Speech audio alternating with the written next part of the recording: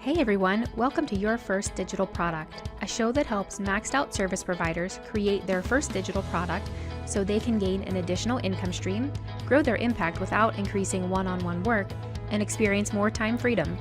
On the show, I talk to business owners who have launched digital products and dig deep into how you can create, launch, and market your first digital product. I'm your host, Renee Morozowicz. Let's go. Hey everyone, it is Renee. I am here with Joe Casabona today, and Joe is a podcast producer and coach who helps people grow their podcast into five-figure businesses. Thanks for being here, Joe. Thanks for having me, Renee. I'm really excited. Yay, so let's talk about your first digital product. I know you have digital products now, but let's take a step back in time. I don't know how far back we're going, but tell me about your very first digital product. Yeah, my very first digital product was a self-paced, text-based course that came out in, I'm going to say 2016, maybe 2017. So not too far back, but I knew that I wanted to sell online courses. My wife was pregnant with our first child. I did not want to trade time for dollars anymore. Mm-hmm. And after we got married, which those two things happened relatively quickly, we got married, we had our first child. I moved away from the University of Scranton where I was teaching in-person classes, and I wanted to keep teaching. And so I thought these self-paced courses would be the way to do it. And so I thought, what's like an easy course for me to make? How to start a WordPress blog. And so Okay. I came up with the outline. It was all text-based because I didn't want to record it. I wanted people to just kind of like read quickly through it. And then I released that on a LearnDash site. It was like my first experience with LearnDash.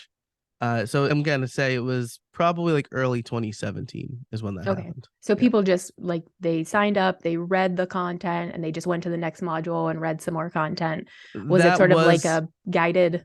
Yeah, that was the idea, right? So there were like lessons and modules, and there was, so like kind of like, what is WordPress? How does it work? Okay. Here's some terminology. And then what to consider with hosting, a domain name, like you saw, like basically how to start a website with the focus of starting a WordPress blog.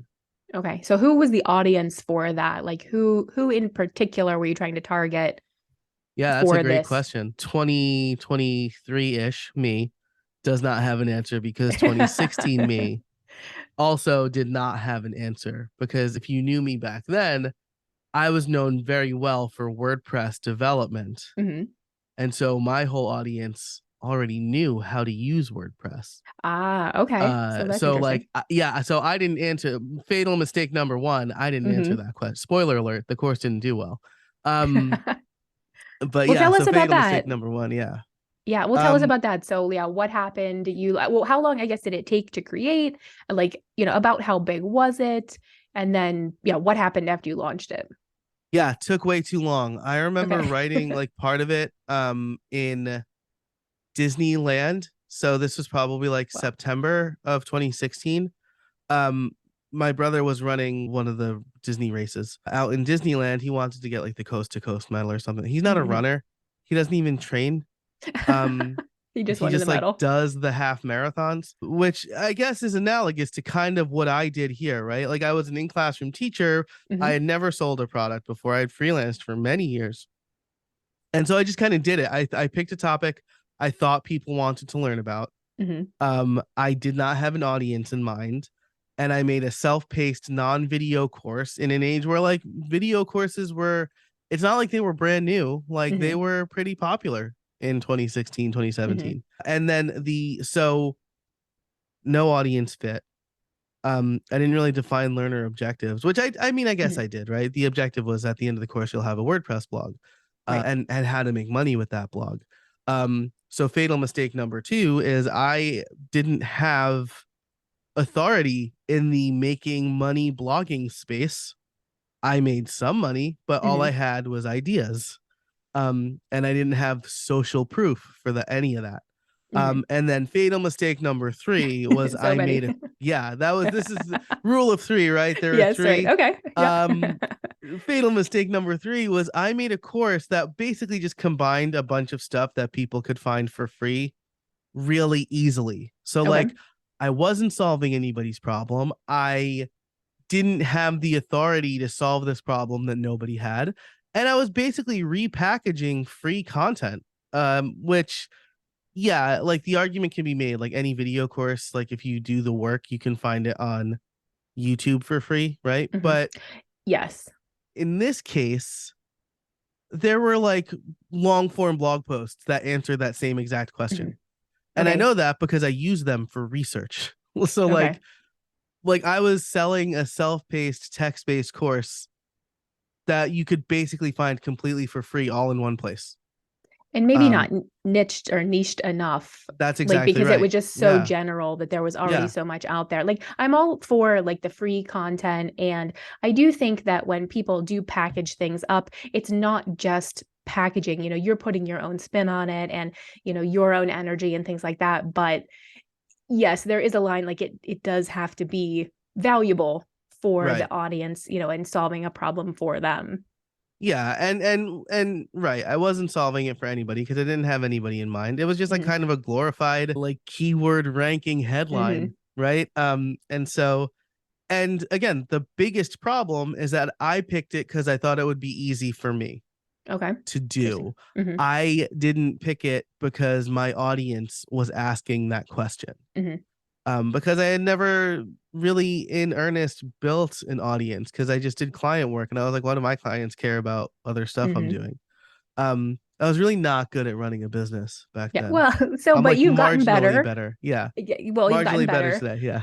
So what did you do with that course? Like, did you just get rid of it? Like, what was the next thing that came after that? Like, how have you progressed? You have digital courses now, and other offerings. So like from, 2017 or whenever it was till, now, what has changed for you? Yeah. So I took that course and I basically made it a lead generator. So I turned it Oh, into an nice. email course. And that was kind of my first big opt-in. Hmm. Where Love I that. figured like if people wanted to learn how to build a website with Beaver Builder, which was my first successful course, um, then they would need to learn how to like use WordPress. And so Hmm. I repurposed it into like a 21-day email sequence, and it did okay, right? It did fine. And then I took other bits of that and I made a 7-day email course that was like how to get up and running with WordPress, and that did even better, right? Because again, that's a question more people are asking. Hmm. Um, and so I used those courses as lead generators, and then I started creating courses more in my wheelhouse that people followed me for. So Hmm. I would do like a couple of Beaver Builder tutorials on YouTube, and I was getting a lot of questions about it. And I was like, hey, Beaver Builder's pretty new. There's no course that exists on it. I talked to the guys at Beaver Builder, and they were like, yeah, we get a lot of questions about this stuff, but we are not making the course. And I was like, if I make the course, will you tell your audience about it? And they're Yeah, like, that's awesome. yeah. And so yeah, that was like my first. I remember sitting at a, a restaurant or bar in at WordCamp US 2018 and getting like pings on my phone. Mhm. Like, hey, somebody bought the course. I'm like, dang, I That's just made like awesome. $90 sitting here. How does that Um, feel? Like, let's just pause so right there. good. How does Yeah. that feel? Like, doesn't So it feel so amazing? good. Yes. Still today. Yes. Yes. Yesterday, I had just gotten off a coaching call with somebody, like a free 15-minute consulting call. Um, and they went and they bought like my $600 Sweet. version of my playbook, and I got the notification, and even though it was pretty clear that he was going to do it, it was still super exciting to see that money like just show up on my phone. It feels so good. And it's not that you Yeah. didn't, I know we're kind of getting a little detour here. It's Yeah. not that you didn't do the work for that. It wasn't just like free money, Right. but it separates you from the time. You were maybe at the bus stop yesterday, Right. or maybe you were somewhere else. Although you just said where you were, but do you know what I mean? Like you could get that ping anytime Right. where And you've it's happened, separated right? yourself. I've been out and oh, somebody I just got $50 from what was that for? Oh, somebody renewed their Yeah. membership to my premium podcast or whatever. So yeah, super cool and really rewarding because Mhm.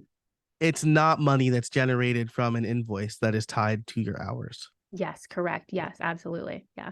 So I forget where we were to go back to. Sometimes when I take a Oh, detour, I'm like, wait. oh yeah. What did I do with that course? What happened after that? So Yeah, like Beaver subsequent, yeah. Builder was kind of the Mhm. next Oh yeah, course. Beaver Builder. Yeah, Yeah. that was great. Yeah, awesome. And so Um, you kind of that yeah. was like a different audience because the people who were already following you were interested in that topic. They already knew how to build a website with Right. WordPress. They just didn't know much about Beaver Builder, so that was valuable for them. Yeah, and it was good timing too. So like that was, Mm-hmm. if we're talking about like the fatal flaws or the fatal errors I made earlier, like some of the things that went right here was my audience was mostly WordPress freelancers. And there was a stigma around using page builders, right? Like, Mm-hmm. why am I going to use a page builder? I'm going to code it Mm-hmm. myself. That's going to be Yes. more efficient. And so I showed people like, hey, Joe is a successful freelancer. Like, he has books on the topic. He works at Crowd Favorite. That's like a place. Um, I showed them that, hey, we can make like good and efficient sites with Beaver Builder. Mm-hmm. Beaver Builder loved that because I was using my status as an influencer, which was not a term at the time, Yeah. um, to elevate their product, and so it was a win-win. I was helping my actual audience get more efficient at something, and I was leveraging the audience of Beaver Builder, the product that I Mm-hmm. made, and it was a quality course. They wouldn't have recommended it if it was crap. Right. Um, and they loved it because it provided an extra layer of support for them Mm-hmm. that they didn't have to, that kind of took the burden off of them. Yeah. Yeah. I just want to go back. You had mentioned about doing some, I don't remember what you called it, workshops maybe. Were Yeah. those like YouTube lives, that kind of thing, where you just showed like before the course was built? Yeah, they were, gosh, they, I don't know if they were YouTube lives. They were like Zoom webinar or something like that. Okay. I recorded it and I put it on YouTube. Mm-hmm. Yeah. Okay. And it was great because I did a couple where I just got them sponsored. And Oh, that's nice. that was so like Paid Memberships Pro was my first one. Nice. I think I called that one like no jacket required, like how to start a membership site, right? Because you get the Nice. membership jackets or whatever. Yes. Yeah. That's Um funny. and don't sue me, Billy Joel, right? That's Billy Joel, no jacket required. Oh, no. Um uh and so yeah, like Paid Memberships Pro sponsored that one, and then I approached Beaver Builder. I said, "Do you want to sponsor a workshop?" Those two were my best viewed YouTube videos for a long time, and like I That's said, I got a awesome. following from that, and people were interested, and so then Mhm. I decided to make the jump and make the course. Mhm. Did you do them live at all, or did you just record them? Like, was there an Yeah, opportunity for people to ask questions? I feel like that first round of things, like it's nice to do live so that people can ask all the questions, and then you can package it up. Maybe you put it on YouTube and it's free, but another thing is, you could package it up and sell it later, yeah, yeah. as part of something. The strategy today, older, wiser me would do, which I am doing this actually as we record this. I have a webinar tomorrow, and that's going to be a free webinar for people to come and ask questions, and those questions will be used for my 4-week boot camp that I'm going to do later.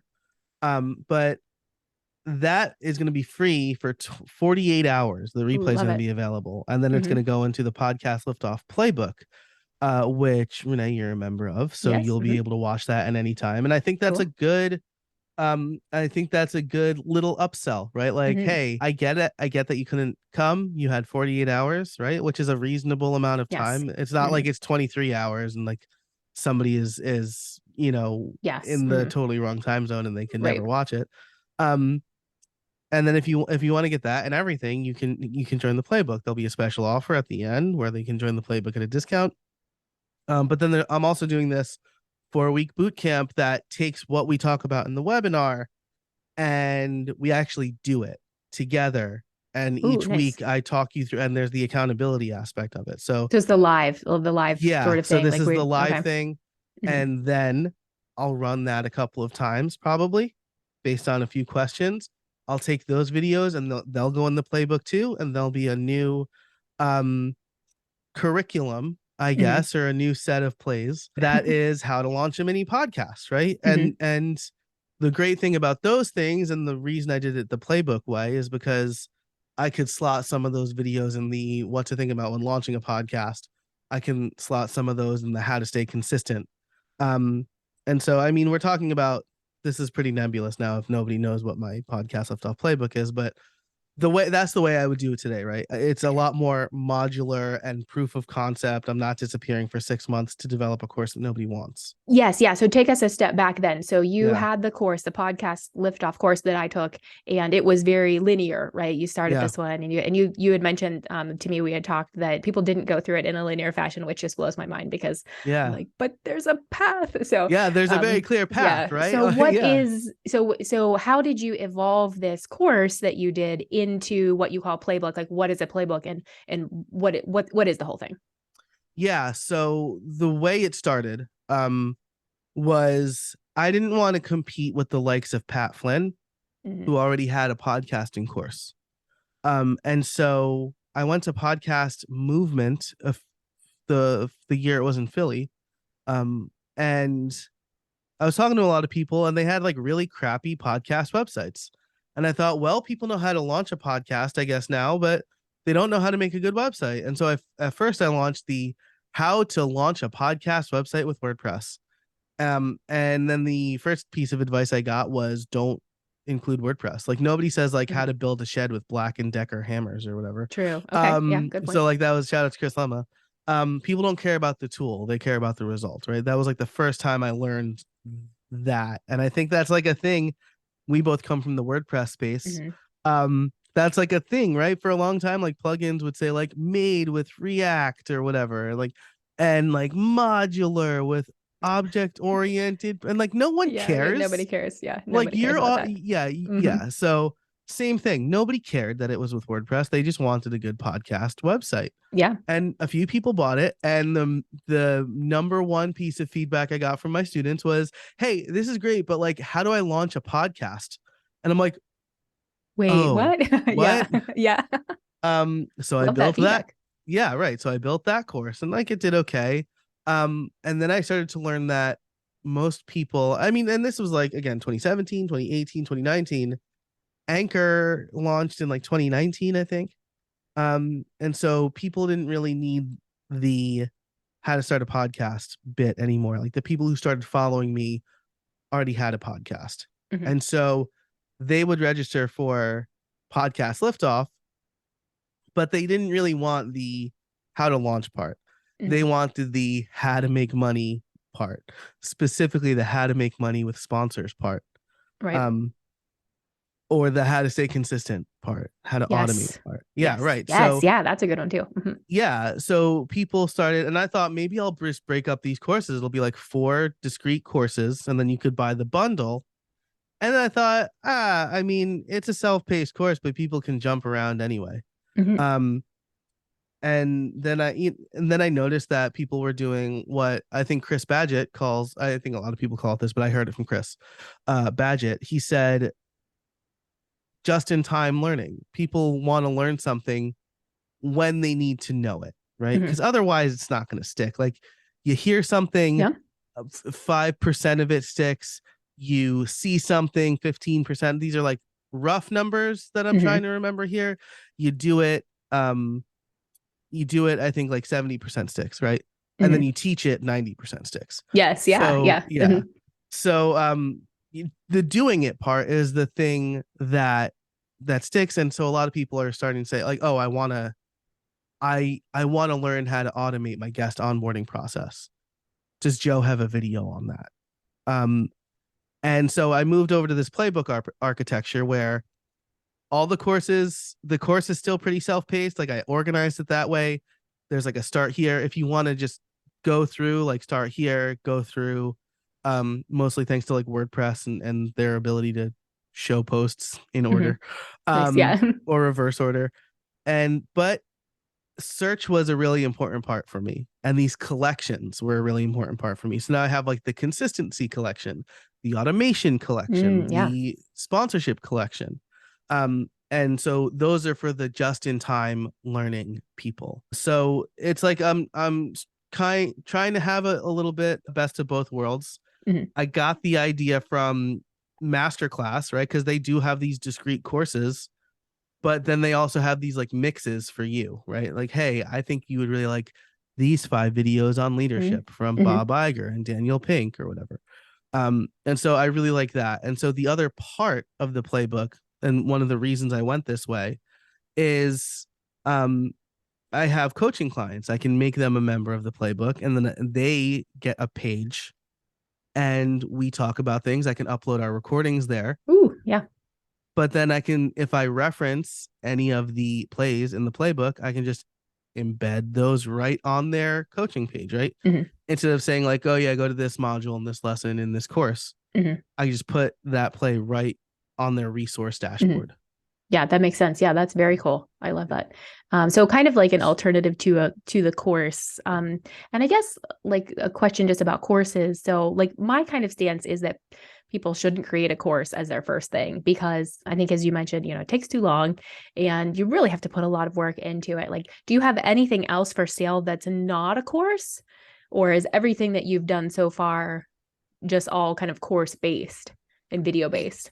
Yeah, that's a good question. I've tried a few things. Mm-hmm. But the self-paced courses have definitely been where I've spent the most time. I'm not going to say the best for me, but Mm-hmm. it's definitely where I've spent the most time.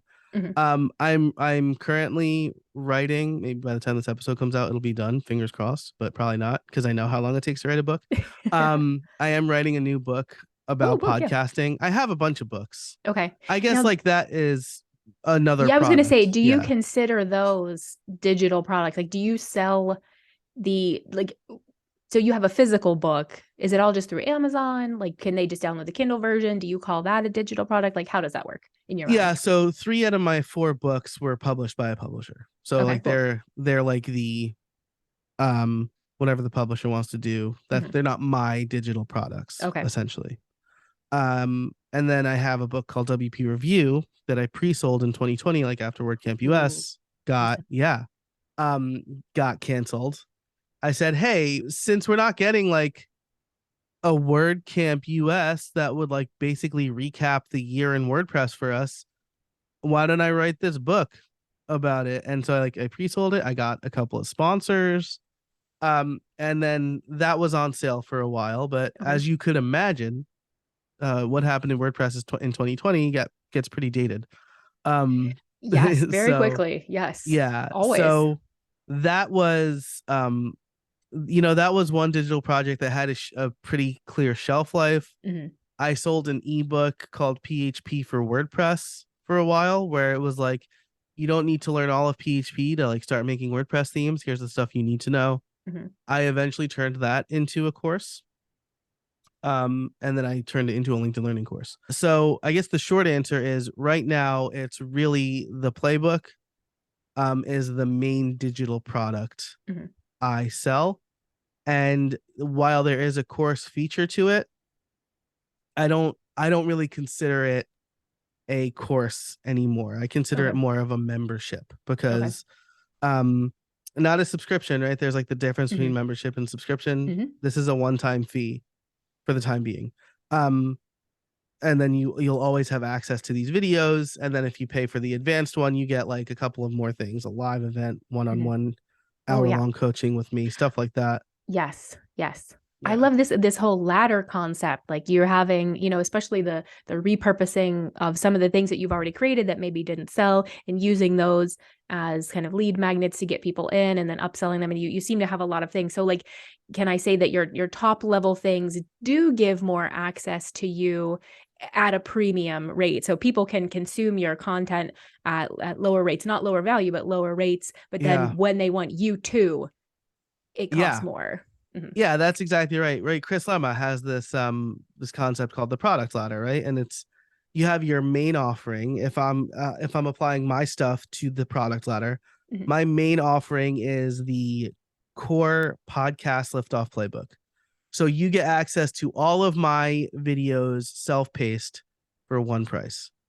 I'm not guaranteeing I'm going to add more to it. I'm not Mm-hmm. guaranteeing you're going to get access to me, but here's what I know. Here's everything I know about podcasting. And you're going to get that at one price. Maybe as I add more, I increase the price. But at this time, it's a price. I don't Mm-hmm. foresee adding a higher price to it. Mm-hmm. One tiny rung up, right?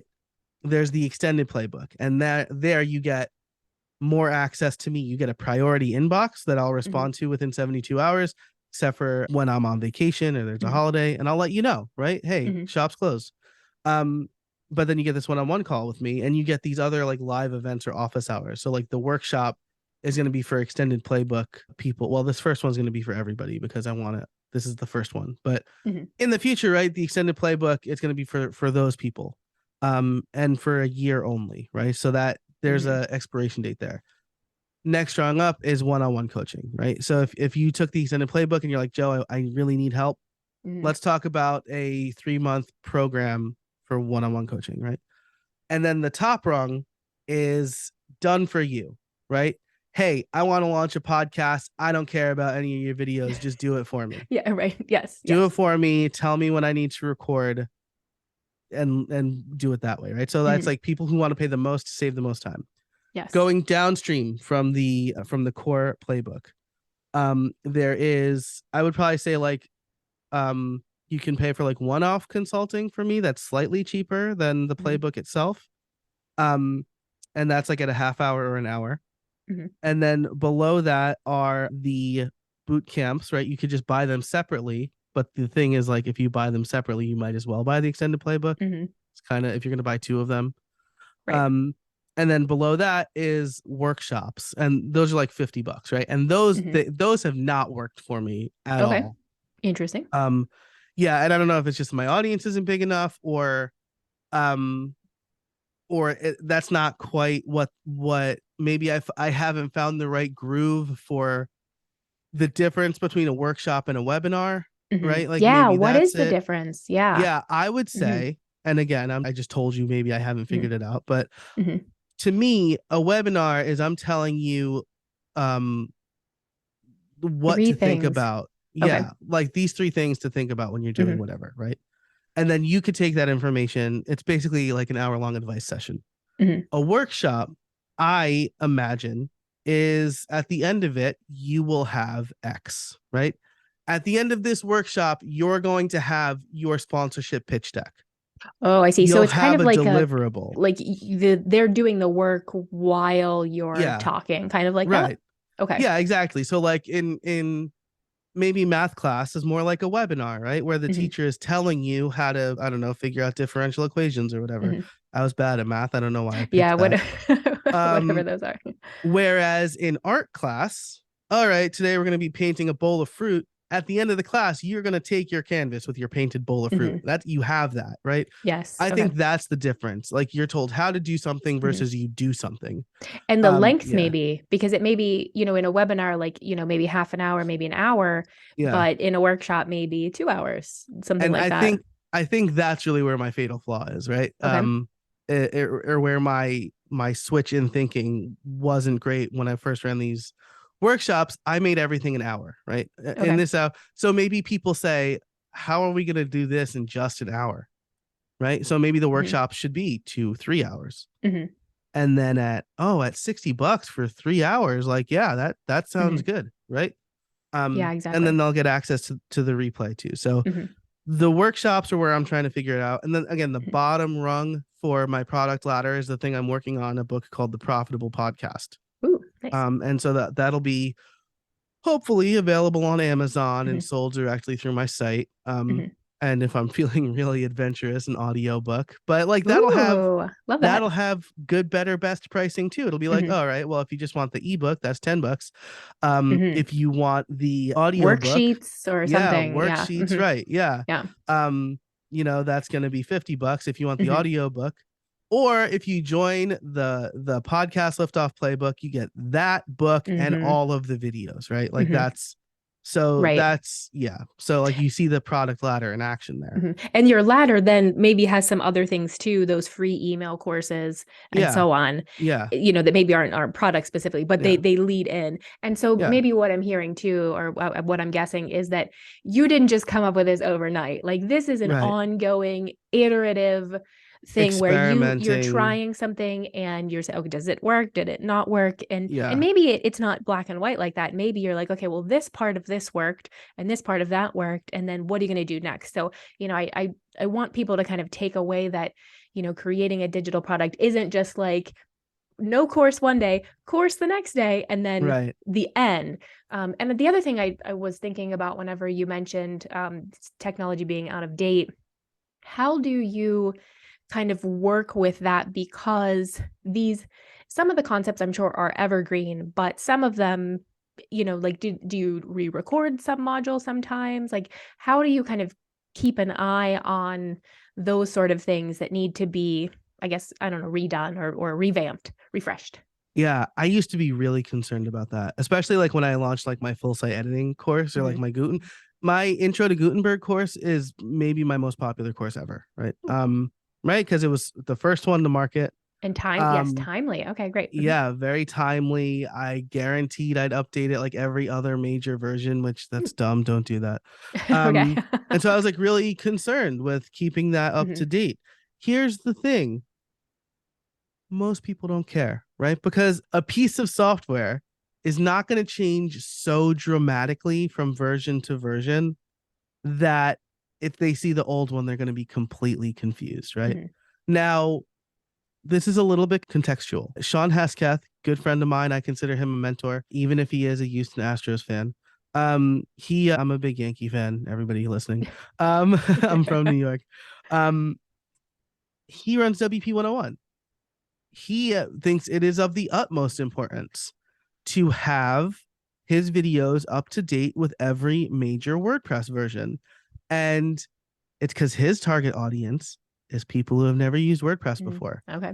And so if there's a disconnect between what he's saying in his video and what these very green users see on the screen, that's going to create confusion. Mhm. So for Sean, super important.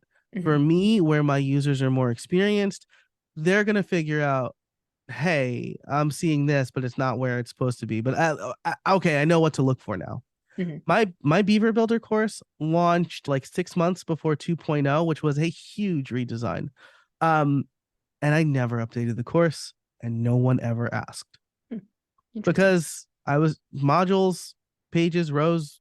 Yeah, Here's how to it's still the style it same. all. Mhm. It's all the same language, Yeah. even if things look Mhm. slightly different. Mhm. Um, so my advice is when people start asking, right?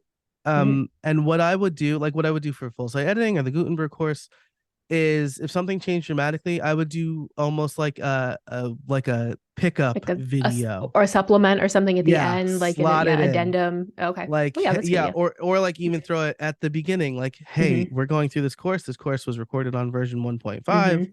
Mhm. Here are some of the important changes to look for. The concepts are the same, the terminology is the same. Here are some of the important things to look for. Mhm. Um, and then if a bunch of people start asking, well, okay, so now it's time to update the course, and then ask, is this update an update I'm going to charge for? Mhm. Oh, true. Good point. Yeah, Mhm. yeah, Which probably depends on what you said at the beginning, right? Like if you told them when they paid that they would get forever free updates, yeah, so it's something to take into consideration. Don't say that if you don't want to do that yeah. later. I would say don't say Okay. that, because you really handcuff yourself there. Mhm. And I mean, even like David Sparks, he makes these really cool like Mac application based field guides, and like he said, oh, if you buy my shortcuts course, like it's one price forever. And then the new version was so dramatically different that he charged for it, and he gave Mhm. all the old students a discount. And I'm gonna guess he That's didn't good see too. that much backlash, right? Mhm. So like Yeah. communicate it the right way. Like, hey, I've Yes. got to charge for this because it's big. But I would say the less handcuffing of your future self you can Mhm. do, the better. If Yeah. someone says, hey, will there be updates? Like, will I get free updates forever for this? I would say, yeah, you'll get updates as long as it makes sense for me to Mhm. give you updates, right? Yeah, Um, that sounds good. but like if I have to scrap the whole course, that's a whole course. That's a new course. Yes. Yeah. You're not going to get free updates for that because I have to put in 100% effort, right? I'm Mhm. not just adding in stuff. It's not like a new feature just came. Right. Um, that's where membership helps, right? Like WP 101 is a membership. And that's why Sean can make sure he keeps those Mhm. videos up to date. I mean, he also licenses his videos to hosting companies and stuff like that. Hmm. But you want to make sure that your update cycle, right? aligns with your pricing method, Mm-hmm. aligns with your messaging, right? Mm-hmm. This is the hardest lesson I've learned, because even when I made the full site editing course, I had Gutenberg, like Intro to Gutenberg, and then Gutenberg for freelancers. And so both courses included the how to use Gutenberg and then Gutenberg for freelancers, but that had like a whole section on here's how to deal with upgrading to 5.0 with Mm-hmm. your clients. And so I thought, great, there's obviously more value here.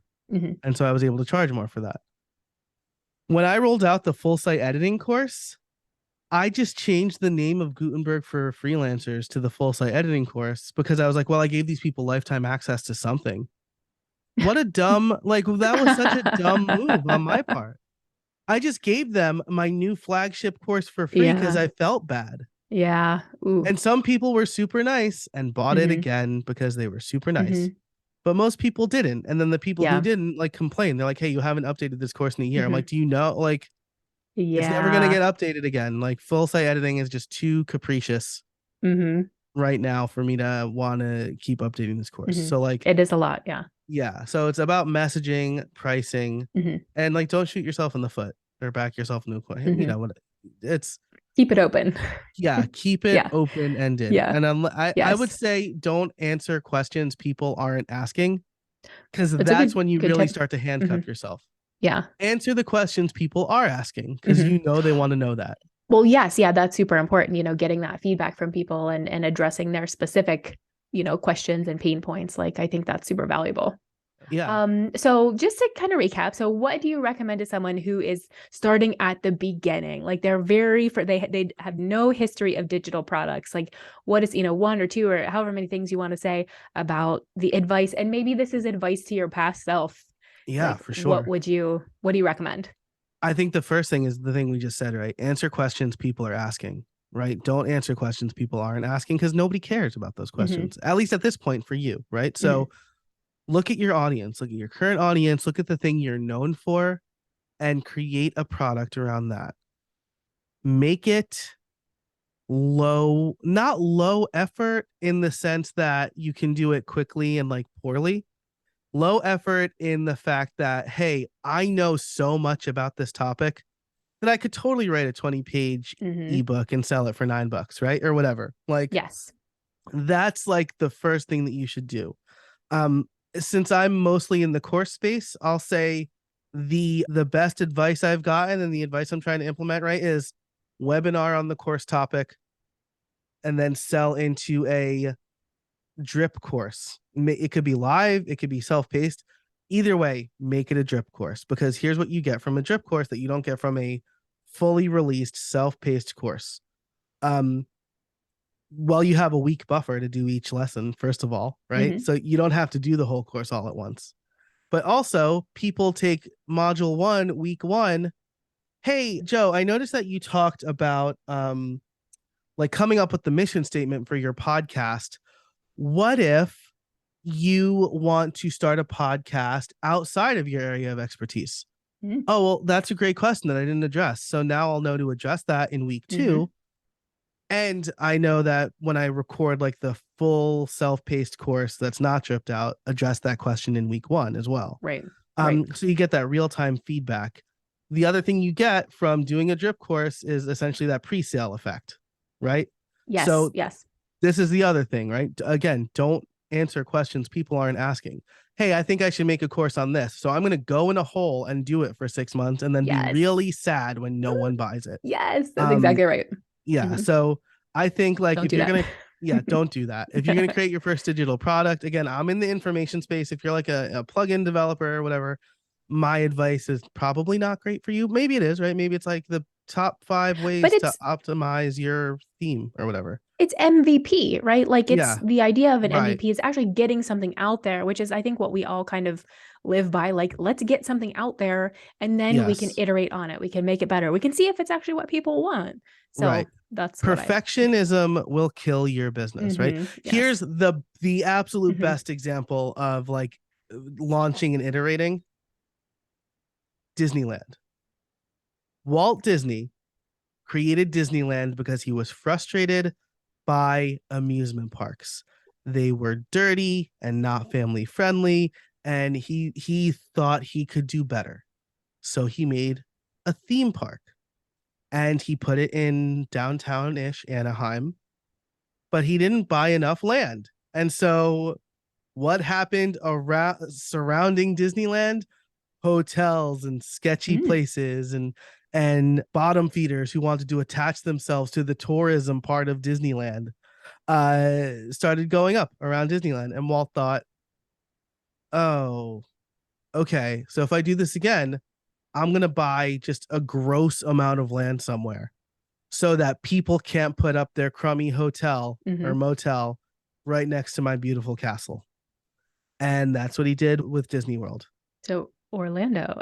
Yeah. So like, I just bought all of Orlando. He basically did buy all of Orlando. Here's how you know he bought so much of Orlando. Disney World is huge. Like, if you look at a map, you know how big it is. They're effectively using less than 40% of the land that they own.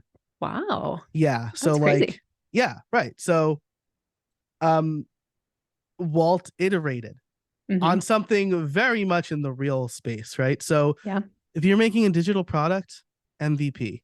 Brennan Dunn is a really good example of that too, right? He just finally released Palladio, which is like this email template maker for ConvertKit. Version cool. 1, yeah, right? Version 1 was like a HTML generator. And he said you didn't need technical know-how, but then he also had instructions on how to like open terminal. And like, if you're telling people to open terminal, like, you need to be technical, right? Yeah. So, but he released it. A bunch of people love what he do, so they bought it. He got a ton of feedback. And like within weeks, like within 2 weeks, maybe, he built the online based dashboard. That's awesome. So like, and then he built out this beautiful product. So iterate. If you're really into what you're doing, release something, get feedback, iterate quickly. That way, yeah, you don't spend so much time and then you've made a thing that nobody wants and you've wasted all this time. And yeah, it just, quicker. Seriously, take it from me. I made that mistake a lot of times. Like, I think we all do. I've mentioned like 3 courses that have done really well so far. I've made dozens of courses. So I finally have settled my niche and have my messaging right. And I know who I serve. And now I'm doing it the right way. It takes time. It definitely takes time. Like, it's not an overnight thing. Like, and the thing that works for other people might not work for you, right? The workshop thing, like Jay Klaus, like, I follow Jay Klaus. He's great. I'm in his community. Like, that's the highest ticket community that I'm in, that I pay for. Because it's really valuable. But like, he's like, yeah, I always do like these low ticket workshops. And then I just sell them, and then I can upsell people into my membership from there, but they're always on sale. And I'm like, oh yeah, that's a great idea. So I just stole that verbatim. But the difference between me and Jay is his audience is about 3 times or 4 times the size of mine. And so he can experiment a little more at that than I can, right? And so that I realized that didn't work for me. The webinar to like 4-week boot camp thing, that's the thing I'm experimenting with right now. I'm really confident because way more people have signed up for my webinar than all of my all of my paid workshops combined. Love it. That's great. Yeah. So awesome. It's all about what works for you. Yes, that's absolutely right. Definitely. So like, I hope that people take from this, podcast and this show that, like, don't just take all the advice that we're giving you, although take the good advice, but yes, you have to find something that works for you and your audience and, your specific personality. Like, it's not just kind of a blanket, like, here, do this exact thing. Like, it's iterative. Yeah, for sure. Learn on this show, learn from people's experiences and then take that and turn it into something that works for you. Yes, absolutely. Don't just, because like copying other people, that's not going to work, right? Right. If I like just did what Shaq did, I'd be like the least successful basketball player in the world. Exactly. Awesome. Well, let's wrap up. Thank you so much for being here and coming on and sharing all of your experiences. Where can we find you? Where can the audience go and learn more about you and connect with you?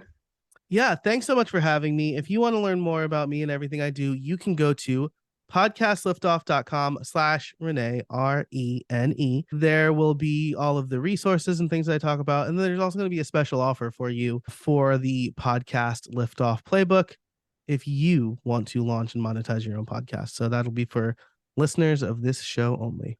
Yay. Thank you so Yeah. much. And I'll talk to you soon. Yeah. Thanks so much, Renee. You too. Have a good day. Thanks. Hey, thanks for listening. I'd love to continue the conversation in your inbox. Email subscribe to hey@yfdp.show or sign up in the show notes to get bi-monthly emails about how you can create, launch, and market your first digital product. Can't wait to see you there.